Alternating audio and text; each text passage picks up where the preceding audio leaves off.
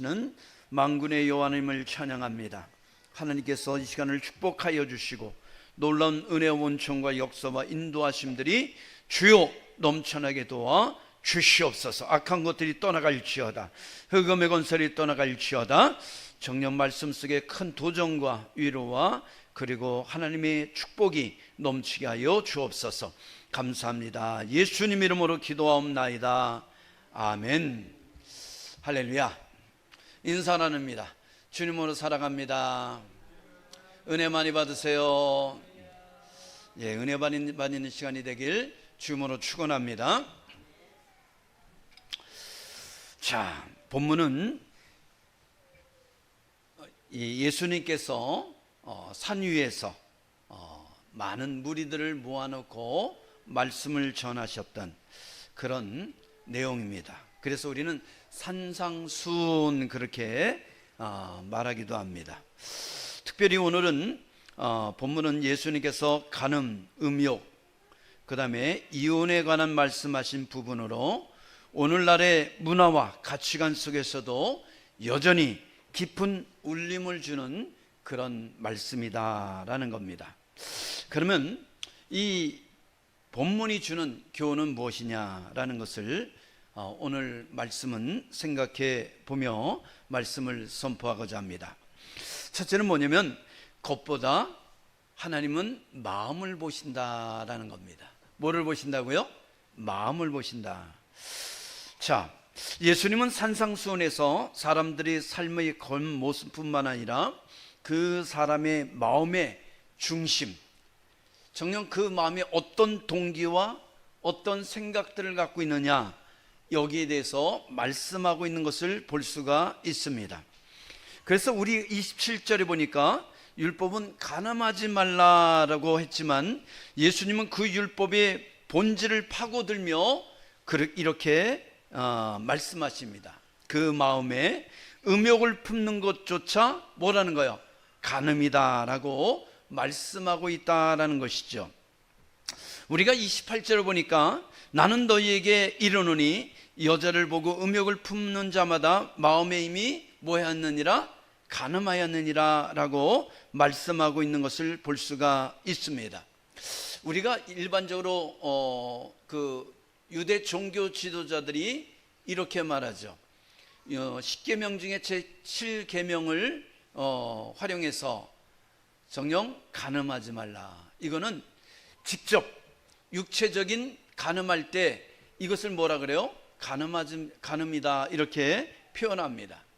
그런데 예수님은 그 율법의 말씀을 더 깊이 있게 해석하시면서 정녕 육체적인 간음만이 간음이 아니라 마음으로 행하는 그 생각조차도 뭐라는 거예요? 간음이다. 그렇게 표현하고 있다라는 겁니다. 이 말씀은 하나님은 우리 겉만 보지 않고 우리의 마음의 중심을까지도 보신다라는 것을 말하고 있습니다.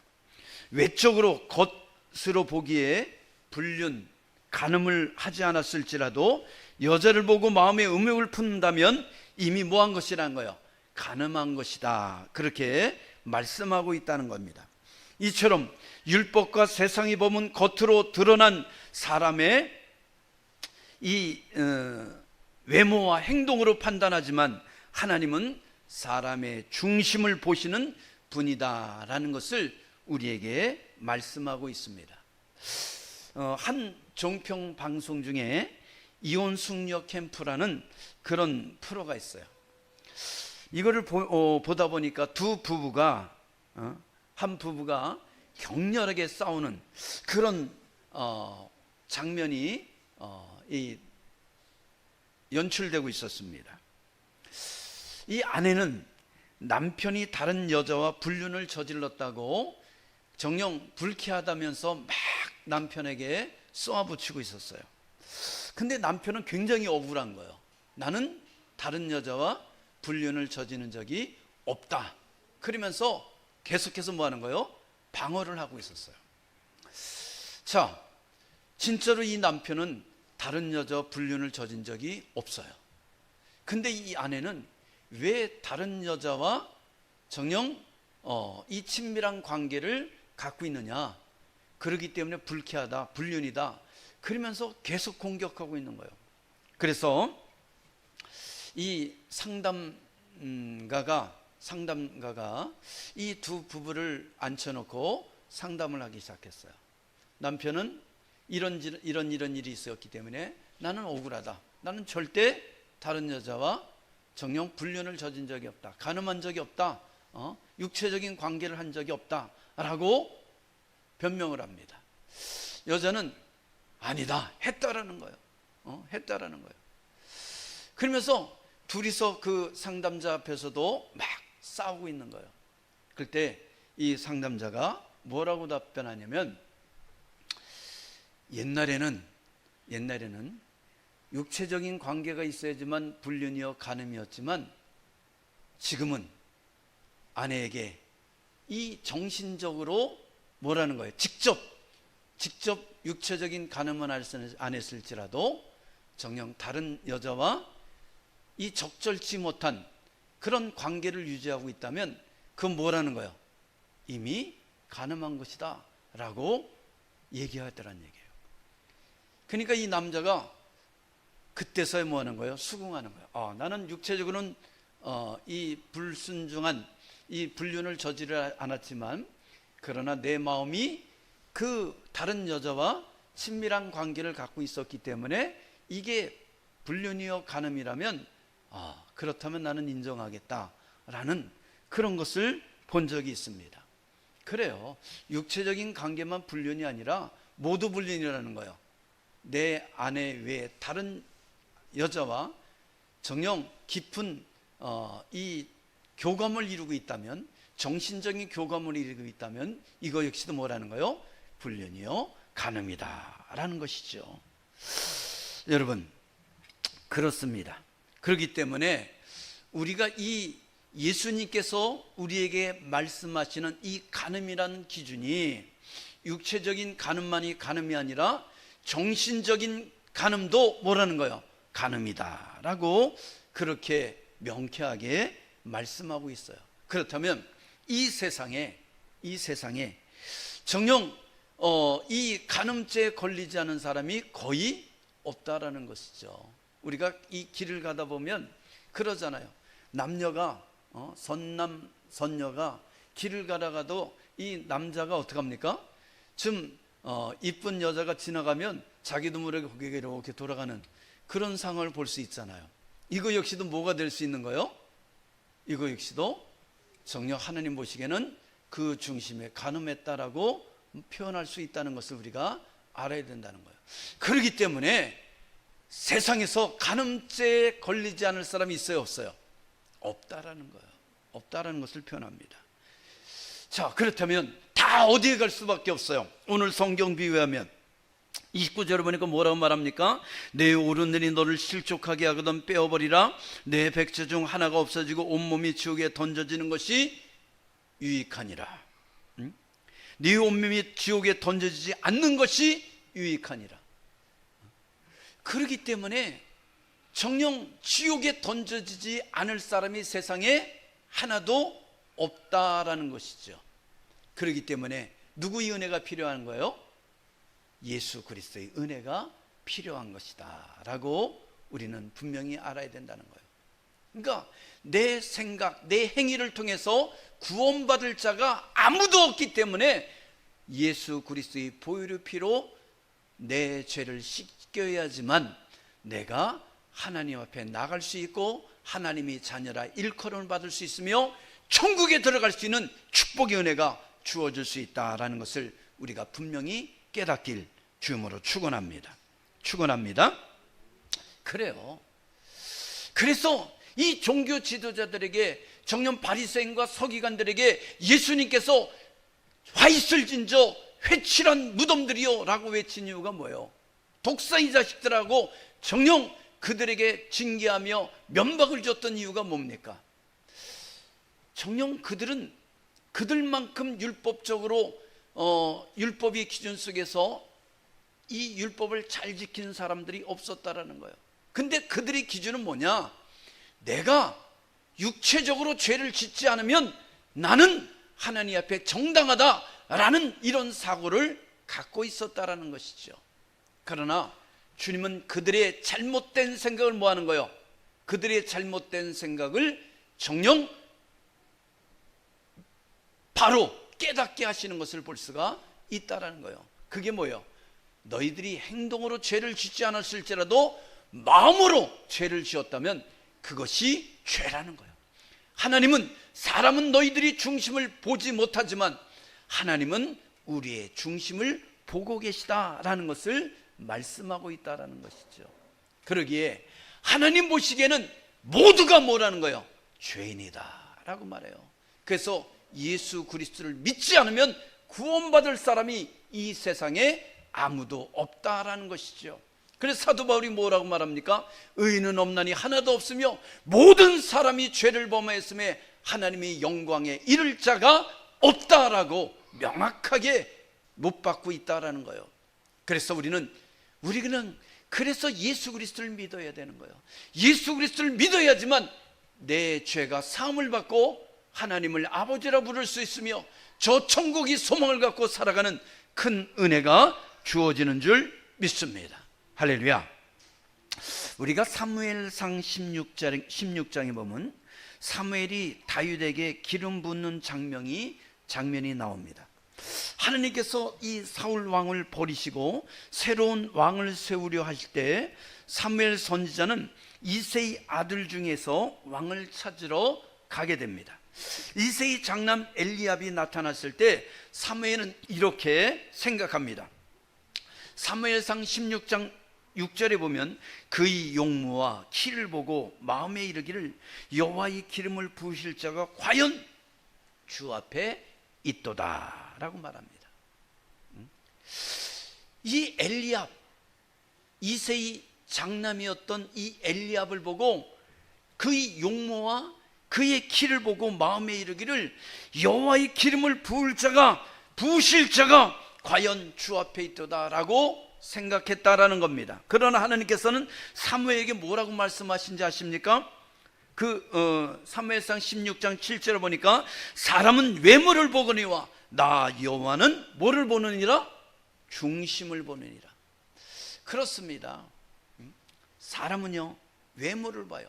외모를 보고 핸섬하다, 멋있다, 스마트하다, 정력 그렇게 표현하지만 하나님은 그 외모보다도 그 사람의 중심을 보신다는 거예요. 그래서 그가 얼마만큼 하나님을 신뢰하느냐, 그가 얼마만큼 중심이 바로 서 있느냐, 그가 얼마나 신실하느냐, 정직하느냐, 정의롭냐, 공의롭냐, 이것을 보신다라는 것입니다. 결국 하나님께서 택하신 사람은 형들보다 작고 평범한 막내였던 누구였어요? 다윗이었다라는 겁니다. 하나님은 겉모습이 아니라 하나님을 경외하는 마음, 순전한 이 중심, 또 순종하는 그런 자세를 보셨다라는 것입니다. 예수님의 산상수훈의 말씀과 이 사무엘상 16장의 사건은 한 가지 중요한 진리를 말해주고 있습니다. 이 연결점이 있다라는 겁니다. 하나님은 사람이 겉모습, 외모보다 사람의 마음의 중심을 보신다라는 것이죠. 우리가 사람들을 만나고 그들과 관계를 갖고 그들과 교제하다 보면 처음에는 외모에 혹해서 외모에 빠져서 그가 좋은 관계를 갖게 되지만 이 시간이 지날수록 그의 외모보다는 뭐를 보게 되죠? 그 사람의 중심이 얼마나 진실한가, 그 사람의 중심이, 마음의 중심이 얼마나 착한가, 변함이 없는가, 이런 거를 보고 더 깊은 교제와 관계를 갖게 되는 것을 볼 수가 있다라는 것이죠. 부부도 관계도 마찬가지죠. 외모를 보고 결혼한 사람들은 몇 년 안 가서 이혼하게 돼요. 그런데 그 사람의 중심을 보고 결혼한 사람들은 이 결혼의 관계가 깊어지고 시간이 가면 갈수록 그 더욱더 신뢰하게 되고 의지하게 되고 서로 간에 등을 맞대게 되는 그런 삶을 살게 되는 것을 볼 수가 있다라는 것입니다. 여러분, 정녕 현대는 외모 지상주의에 빠져 있습니다. 그래서 정녕 예쁘기 위해서 뭐 별걸 다 하잖아요. 멋있어지기 위해서 별걸 다 하잖아요. 그리고 거기에 아낌없이 내 모든 것을 투자하는 이런 것들을 우리는 현대 속에서, 현실 속에서 보게 됩니다. 자, 그러나 우리는 엘리압처럼 보이는 사람을 부러워하거나 사무엘처럼 겉모습에 속을 수 있다는 것을 깨닫길 바랍니다. 하나님은 다윗처럼 하나님을 경외하는 그런 순전하고 순박하고, 그리고 하나님 앞에 충성을 다하고 순종하는 그런 사람들을 귀하게 여기신다라는 것을 깨닫길 바랍니다. 사랑하는 성도 여러분, 정녕 우리는 세상을 살면서 뭐 사람의 외모도 필요하겠죠. 그러나 그 사람의 중심을 바라볼 수 있는 그런 은혜가 있길 주님으로 축원합니다. 그 사람이 중심을 바라보는 사람은 결코 실망하지 않아요. 결코 정녕 그 상대방을 통해서 마음의 상처를 받지 않아요.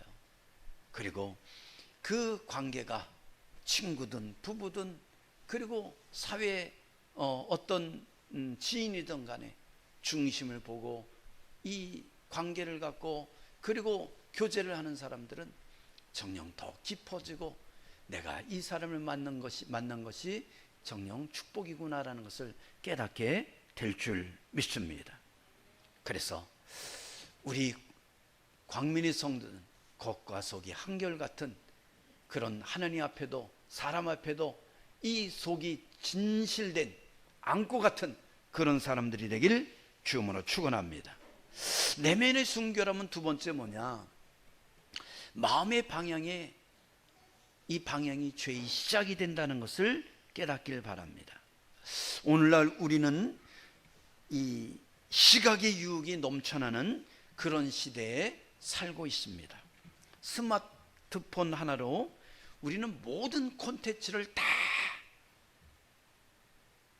바라볼 수 있고 들어가서 볼 수도 있고, 이 세상의 모든 콘텐츠라는 것이 다 이 스마트폰 하나로 쏟아지고 있는 그런 세상을 살아가고 있습니다.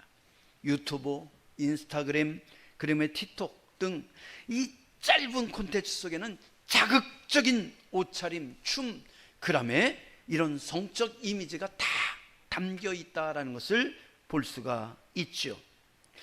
뿐만 아니라 정녕 음란물이 접근하는 것도 얼마나 쉬워진 줄 모릅니다. 그래서 초등학생들이 이미 음란물에 접촉해가지고 그 모든 것을 다 알고 있다라는 것이죠. 그래서 이런 말이 있잖아요. 그 애들에서 조심해 라고 어느 어른이 말했다는 거예요. 그때 뭐라 그러면 쟤네들은 우리보다 더 잘 알아. 쟤네들은 우리보다 더 잘한다는 거예요. 왜? 우리보다 더 쉽게 접근하는 방법을 다 알고 있다라는 거죠. 여러분, 참 뉴스에 가끔 나오지 않습니까? 국회의사당에서 이 국회의원들이 그 국정을 논의하는 그런 자리에서 졸고 있다든가, 또 어떤 국회의원은 뭐 하고 있어요? 핸드폰을 갖고 음란물에 접촉해서 보고 있는 것이 이 영상에 찍혀서 뉴스에 나오기도 했습니다. 왜 그러죠? 기자들이 이 좋은 카메라를 가지고 그 국회의원들이 뒤에서 뭐 하고 있나 다 찍고 있거든요. 근데 그것도 모르고 보고 있다가 걸리는 이런 일들이 가끔 발각되고 있잖아요. 참 부끄러운 일이죠. 뭐 혼자 몰래 골방에 들어가서 보는 것도 아니고 정녕 국회의사당에서 나라를 위해서 국정을 논의하는 그런 자리에서 할 일 없이 그것을 보고 있다는 거, 그래서 들켰다는 거, 참 수치스러운 일이 아닐 수밖에 없다라는 겁니다.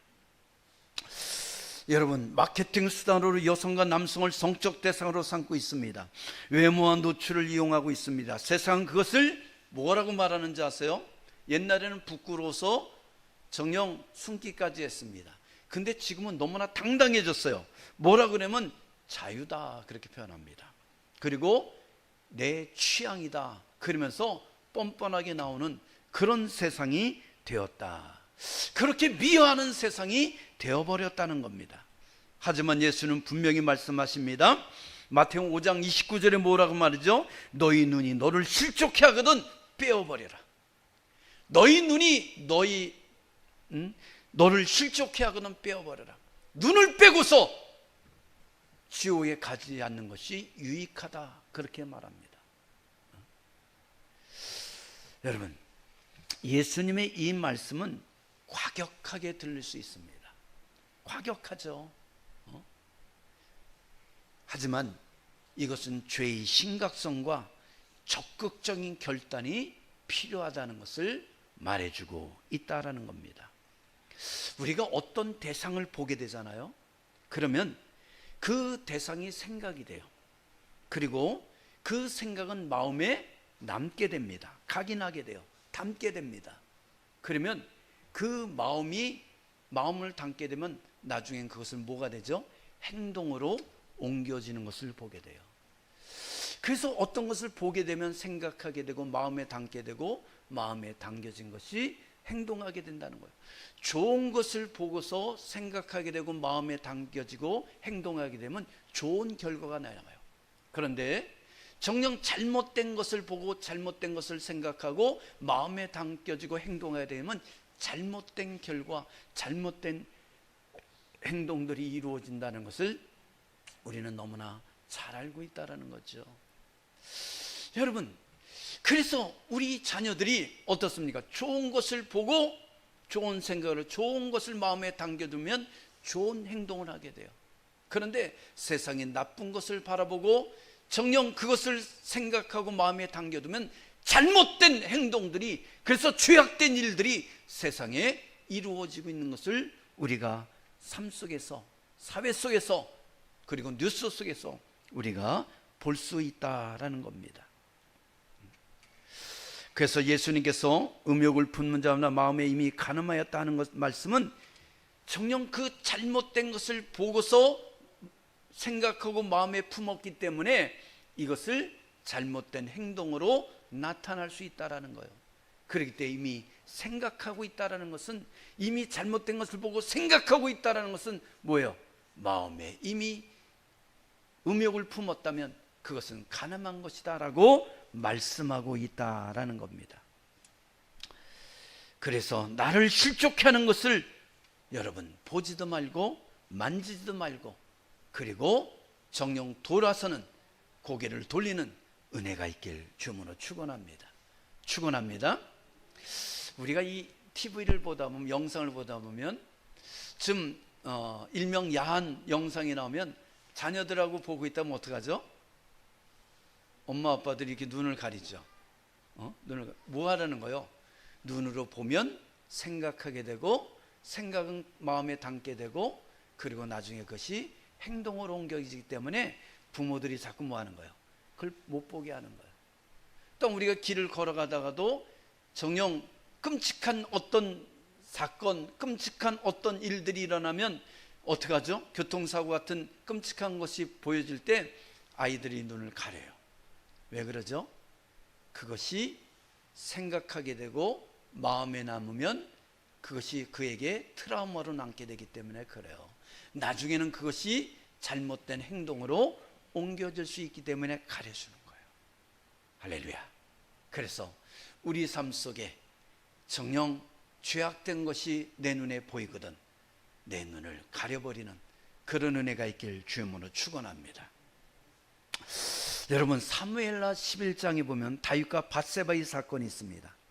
다윗왕은 나라가 평안해지고 군사력이 강해지자 안락한 왕국에서 저녁 때까지 잠을 자고 일어났다라고 성경은 말합니다. 그래서 사무엘사 11장 2절에 보면 저녁 때에 다윗이 그의 침상에서 일어나 왕궁 옥상에서 거닐었다라고 말합니다. 그러니까 늘어지게 잔 거예요. 늘어지게 잤어요. 뭐 그럴 때도 있죠. 사람이 너무나 피곤하고 힘들고 그러면 한번 늘어지게 자야지만 뭐예요? 피곤이 회복될 수 있죠. 다윗도 가만히 보면 평생 이 전쟁터에 싸운 그런 사람이었어요. 그렇기 때문에 이제 나라가 평안해지고 군사력이 막강해지니까 한 번쯤 뭐 한 거예요? 늘어지게 저녁 때까지 잠을 자는 그런 모습을 보였던 것 같아요. 그런데 침상에서 일어나서 이 왕궁 옥상을 쫙 거닐다가 그만 봐서는 안 될 것을 보게 됐어요. 그게 뭐야? 그 왕궁 옥상에 내려다 보니까 그 밑에 마을에 사람들이 살아가는 모습들이 다 보일 거 아니에요. 근데 마침 이 한 집 구덩이에서 목욕하는 이 밧세바를 보게 됩니다. 자, 그냥 보고서 돌렸으면 문제가 있어요, 없어요? 문제가 없죠. 그냥 우연히 봤는데 그 보이는 걸 어떡하란 말이에요. 근데 이게 중요한 게 뭐냐면 보고서 생각하고 마음에 두고 행동을 하면 이게 죄가 된다라는 것이죠. 죄가 된다는 거예요.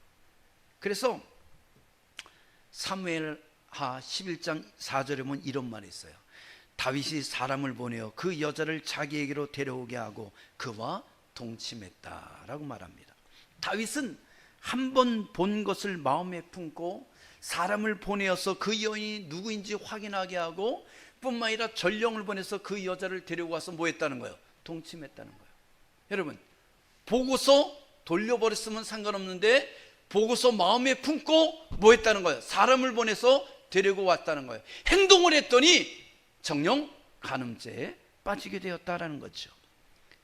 그때 이 밧세바가 아기를 잉태하게 되고 이것을 숨기기 위해서 그 밧세바의 남편인 우리아를 전쟁터에서 뭐 하게 되죠? 죽이게 만든다는 거예요. 싸우다 죽은 게 아니라 일부러 죽게끔 전쟁터의 선봉장에 내세워서 그렇게 죽게 했다라는 거죠. 이것이 하나님 보시기에 악이 되어서 하나님께서 이 다윗의 가정에 칼이 멈추지 않는 그런 고통스러운 그런 처참한 그런 삶을 다윗이 말년에 살게 되는 것을 보게 되잖아요.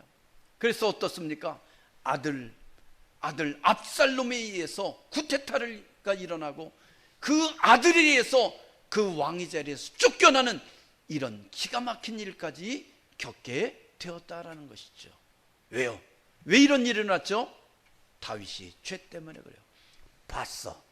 그러면 행동하지 말았어야 되는데 봤더니 각인되고 머리에 각인되고 가슴에 남았더니 행동을 함으로 말미암아 그것이 큰 죄가 되었다라는 겁니다. 여러분, 못 볼 것이 있으면 고개를 돌리는 은혜가 있기를 주님으로 축원합니다.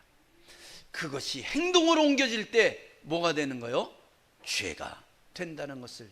그래서 아예 내 마음에 뭐 하지 말라는 거예요? 품지 말라는 거예요. 그래서 하나님은 네 마음이 있어야지만 행동하기 때문에 마음에 품은 거 역시도 뭐라는 거예요? 죄다라고 말씀하고 있다라는 것이죠.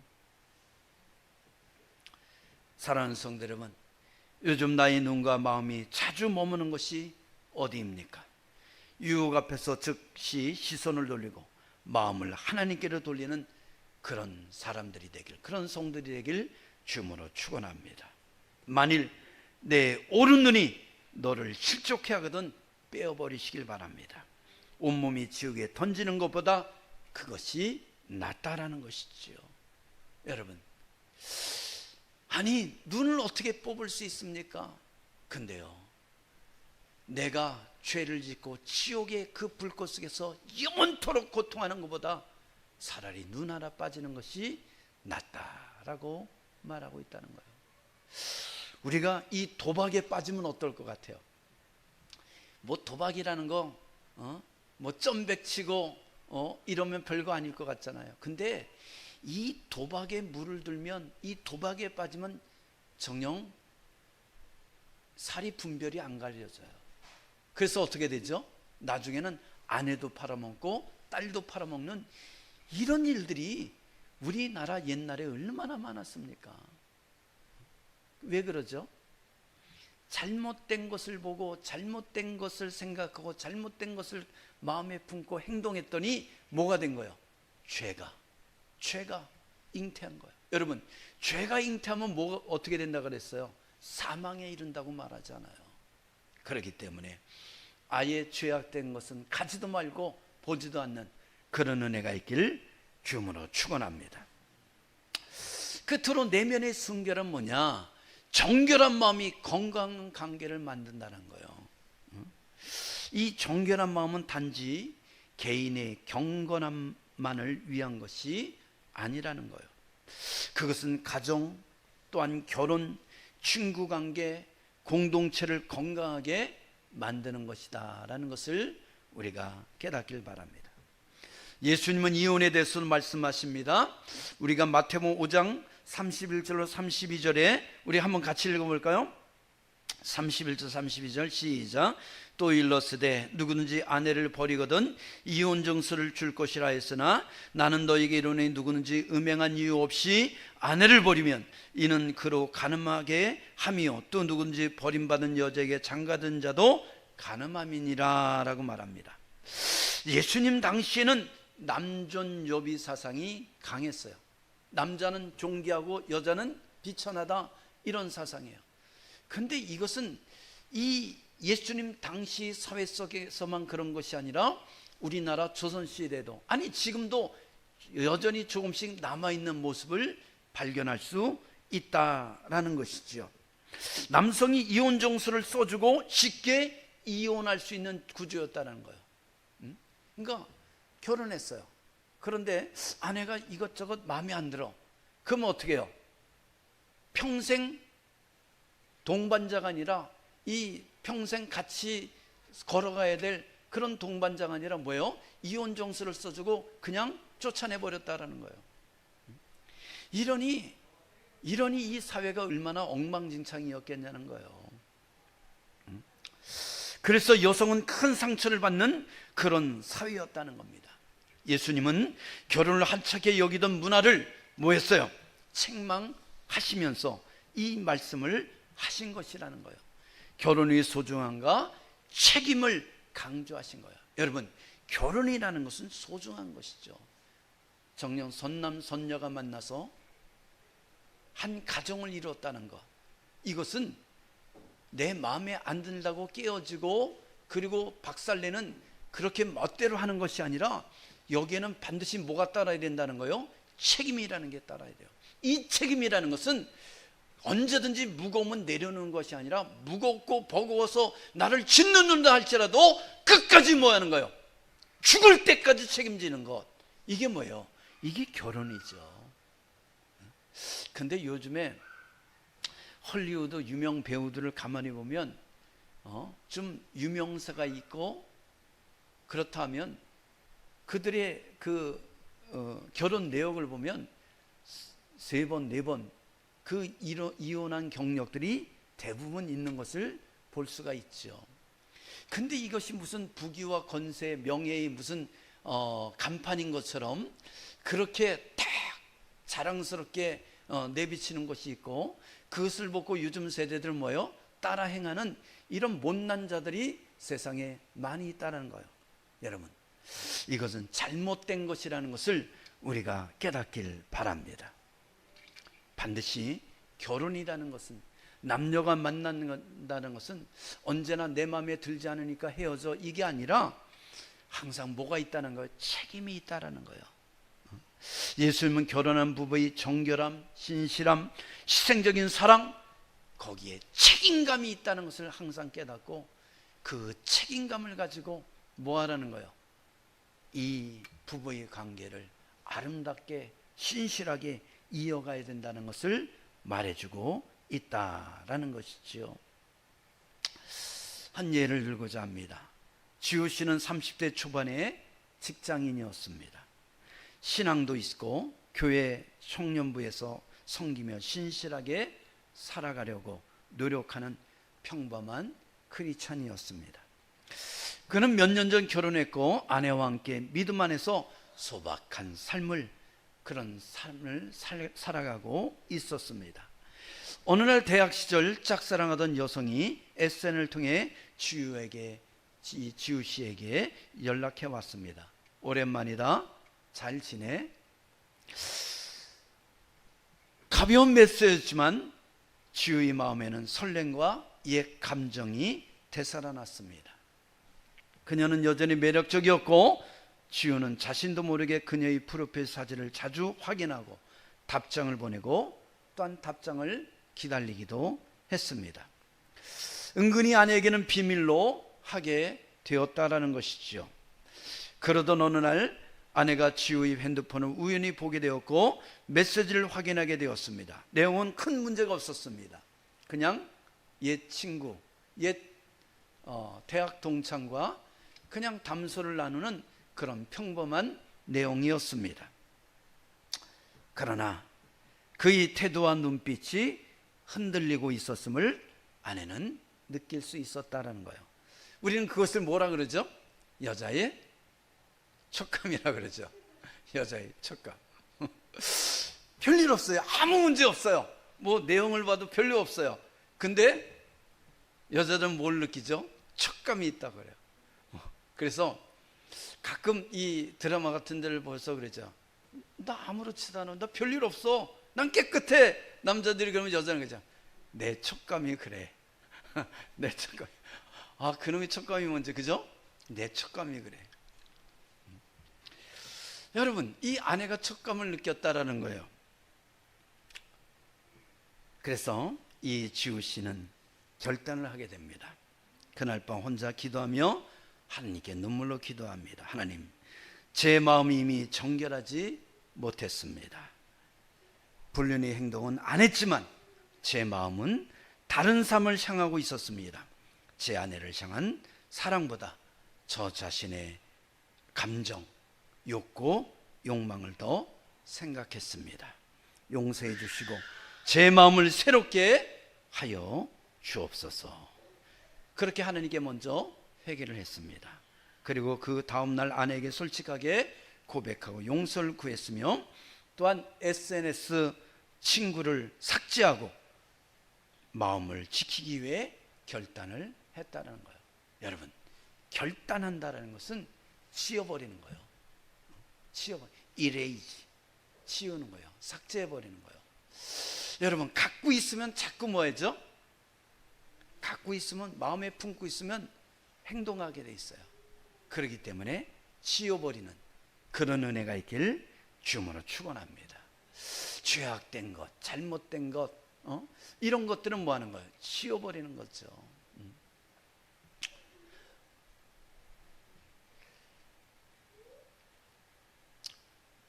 그래서 이 지우 씨는 다시 신혼처럼 그 아내와의 정결함과 그 순결함과 뿐만 아니라 책임 있는 그런 결혼 생활을 지속해 갈 수 있었다라고 말하고 있습니다. 사랑하는 성도 여러분, 정녕 나는 내 감정과 생각을 누구에게 향하고 있는가? 나를 한번 돌이켜 보시길 바랍니다. 내 마음을 숨긴 채 겉으로만 괜찮은 관계를 유지하고 있다면 회개하시길 바랍니다. 정결한 마음으로 상대방을 존중하며 관계를 지키기 위해 잘못된 것을 과감하게 잘라버리는, 지워버리는 그런 결단을 하길 주님으로 축원합니다. 여러분, 우리가 예수님의 그 말씀을 가만히 들으면 우리가 설교의 그 시작부터 느꼈던 게 있어요. 그게 뭐냐면 간음하지 말라. 너희들은 그렇게 말했지만 나는 이 너에게 이르노니 음욕을 품고 여자를 보는 자마다 마음에 이미 간음하였느니라. 여러분, 마음에 그렇다면 이것이 너무나 뭐한 거예요? 이게 어려운 일이잖아요. 뿐만 아니라 뭐래요? 네 눈이, 오른쪽 눈이 죄를 범할 때는 실족했거든 뽑아버려라. 그 눈을 뽑고 지옥에 가지 않는 것이 그게 유익하니라. 네 오른손이 실족했다면 그 오른손을 잘라버려라. 그 오른손을 잘라버리고 천국 가는 것이 낫다라고 말씀하세요. 여러분, 굉장히 예수님께서 뭐 하는 거예요? 그냥 독설적으로 얘기하는 그런 뜻을 갖고 있지 않습니까? 굉장히 격한 그런 표현을 하고 있는 것을 볼 수 있지 않나요? 이것을 지킬 사람이 있어요, 없어요? 없다라는 거예요. 그래서 사도 바울이 뭐라고 그랬습니까? 의인은 없나니 하나도 없고 모든 사람이 죄를 범했음에 하나님의 영광에 이를 자가 없다라고 말하고 있다라는 것이죠. 사랑하는 성도 여러분, 그래요. 우리는 다 죄인이라는 거예요. 크고 작은 죄를 다 졌다라는 거예요. 정녕 사람 보기에 살인죄는 크고 정녕 사람 보기에 마음에 품은 죄는 별거 아닌 거야 라고 생각할 수 있어요. 그러나 하나님 보시기엔 다 뭐라는 거예요? 그놈이라는 거예요. 그놈이라는 거예요. 다 죄인이라는 겁니다. 그렇다면 구원받을 자가 누가 있냐는 거예요. 그래서 복음이 필요한 거예요. 그래서 예수 그리스도가 필요한 겁니다. 그래서 우리는 나의 죄를 대속해 주신 예수 그리스도를 나의 구주 나의 하나님을 믿는 줄 믿습니다. 그 예수 그리스도가 나의 구주 나의 하나님을 믿어줄 때 그 예수 그리스도의 보혈의 피가 내 죄를 깨끗하게 씻음받게 하시고, 또한 내가 그 예수 그리스도를 믿음으로 말미암아 하나님을 아버지라 부르신 놀라운 은혜가 주어지게 되고, 그리고 저 천국의 소망을 갖고 오늘도 우리는 한 걸음 한 걸음 걸어가게 될 줄 믿습니다. 그래서 정녕 율법적으로는 우리가 다 지킬 수 없을지라도 예수 그리스도의 보혈의 피로 내가 구원을 받았음을 믿고 담대하게 세상을 승리하며 살아가는 우리 광민의 성도되길 주님으로 축원합니다. 기도합니다.